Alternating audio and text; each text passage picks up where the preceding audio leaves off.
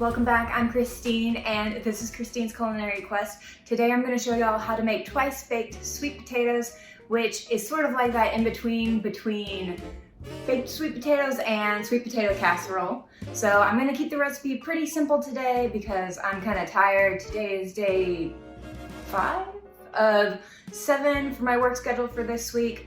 I'll be putting a poll on my Facebook page with different options I'm considering, so be sure to pop over and put in your vote to let me know which option you're most interested in seeing next week. So to start, wash your sweet potatoes. You'll want to use similarly sized sweet potatoes if possible, so that they all cook at the same speed, all large or all small. I'm sure you get the picture. And you'll want to pick out more rounded sweet potatoes if you can to make the insides easier to scoop out later on without breaking the skin. Now, cut the nasty bits off, anything that looks gross, the ends, basically anything you wouldn't want to eat, which hopefully if you're watching this video means that wouldn't be the whole potato.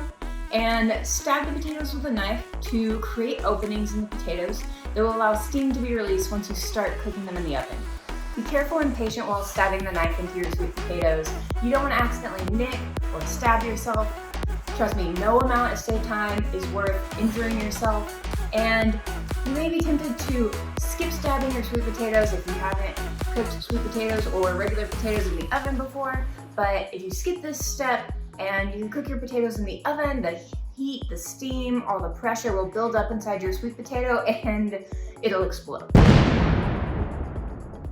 As you can imagine, not very fun for you, not very fun for your oven, and not very fun for your sweet potatoes. It's not necessary to prep the sweet potatoes further by adding oil or wrapping the potato in aluminum foil before baking. It can bake just fine on the tray as is. Cook at 375 for 30 minutes or until the sweet potatoes have a bit of give to them, and remove them from the oven. Try 15 minutes for small sweet potatoes or check them more frequently. You may see some moisture caramelizing on your baking tray or the outside of your potato. This is a normal part of the process. Sweet potatoes contain quite a bit of moisture and natural sweetness, which bakes out of the holes we cut in our sweet potato as a natural syrup. For easier cleanup, you can line your baking tray with parchment paper. This will also help crisp up the bottom of the potato skins by absorbing moisture given off by the skins as the potatoes cook. For more information about this, check out some of the cooking science I talked about in my sweet potato chip recipe, link right here. After giving your potatoes a moment to cool, cut the potatoes in half to help them finish cooling down, release steam and moisture. If you press on the middles and they're still firm, you can put them back in the oven to finish cooking. A softer potato makes for easier removal of its insides in the next step. So if you're not sure, put it in for a few more minutes to be on the safe side so you don't tear your skins later. You're going to need them. When you remove the potatoes, you should be able to see the syrupy moisture the potatoes have released. This, along with the soft give of the insides of your sweet potatoes, are signs that your potatoes are ready for the next step. Remove all the flesh from the inside of your sweet potatoes. I've seen some recipes say to leave a layer of sweet potato against the skin, but I really don't find that necessary, so go ahead and scoop all the flesh that you can out into a bowl. Do your best to keep the skin intact though, so you have a sort of bowl to put the insides back into once you've added seasoning and any additional ingredients. If you do tear the skin a bit, it won't make or break your dish. We tore a few of ours and they still turned out beautiful and tasted delicious. For 4 sweet potatoes, add 4 tablespoons of salted butter, approximately 1 tablespoon per potato, and mash the sweet potatoes to better mix in your added spices and melting butter. The easiest way to do this is when your potatoes are still hot.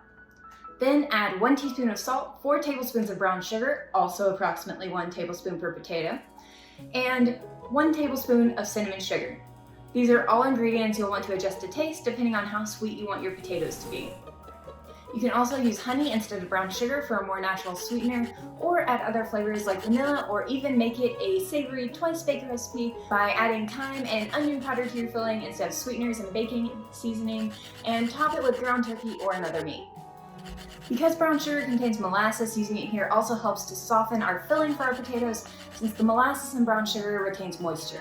This quality makes brown sugar the preferred choice for recipes like cookies, glazes, zucchini bread, sauces, and dense desserts. Brown sugar also helps provide your body energy and contains nutrients like vitamin B1, B2, B3, B6, B9, calcium, iron, magnesium, potassium, sodium, and zinc.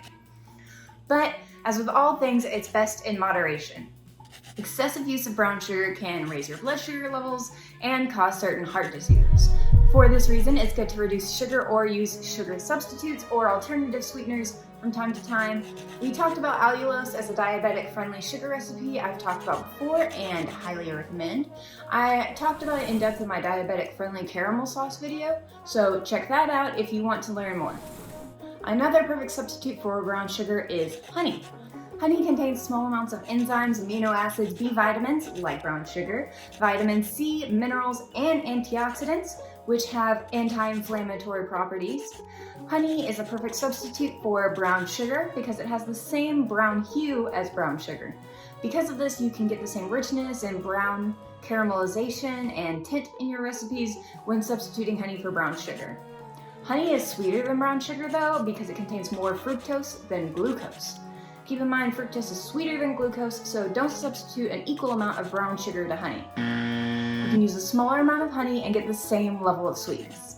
The general rule is to substitute 1 cup or 0.24 liters of sugar with about 1/2 cup of honey. Honey is made up of 20% water, so reduce the amount of other liquid ingredients in your baking when you use honey as a brown sugar substitute. You also need to keep in mind that the high fructose in honey caramelizes and burns faster than brown sugar. So when substituting honey, lower the heat and keep a watchful eye on your ingredients to prevent your recipe from turning brown quickly or coming out too brown. It is safe to reduce the temperature of the oven by 250 degrees. Lastly, consider adding baking soda to your recipe. If it doesn't already call for it, you're really going to want that because honey is naturally acidic. So the addition of baking soda helps to balance out the acidity level of your dish when you add honey. 1 cup of honey is equal to 1 1/4 cup of brown sugar and 1/4 cup of water. Milk or any other liquid in the recipe can be substituted for water when trying to figure out how much you should add. Other substitutes to consider for brown sugar are date syrup, agave nectar, or buckwheat honey. Be sure to beat the lumps out of your potatoes while mixing in the spices here. It would be easier to use a hand mixer, but we'll use a fork since all of you should have one. Be thorough beating the lumps out so that it'll be easier to mix in the star ingredient in your next step. If you're worried about the texture of the sweet potatoes, what some call the strings from the fiber, you can run your mixture through a blender or food processor to break up the fiber without completely destroying it. Just pulse it a few times in the blender so you can still benefit from all that great fiber while having a smoother texture. Now it's time for the key ingredient, eggs. This should give your sweet potatoes a fluffier consistency closer to a souffle. We used 2 for our 4 sweet potatoes, but you can add more if desired. The eggs help to add protein to your potatoes and make them smoother and fluffier. Once you're done mixing the filling in the bowl, scoop it back into the potato skins. You'll find that the added ingredients lead to your filling piling above the top of the skins. Like with deviled eggs, this is a natural consequence of putting in more than you took out. Now, before adding your potatoes to the oven to cook, cover them with whatever toppings you would like to add, such as marshmallows, cinnamon sugar, brown sugar, butter, vanilla, honey, chopped nuts, or diced fruits like banana, fig, or plum, which are naturally sweet. Older style marshmallows work great in this dish also because they're still sweet once heated, but they won't melt into a gooey foam on your sweet potatoes. Though of course you can use fresh marshmallows if that's the sort of topping you're going for. Don't be afraid to mix and match your toppings to explore the different combinations of flavor and texture. The goo of marshmallows with the crunch of nuts, candied oranges, or other fruits, the combinations are endless. Time to finish cooking our sweet potatoes. Put your tray back into the oven at 350 for another 30 minutes to cook the egg. Then remove from the oven and serve it up.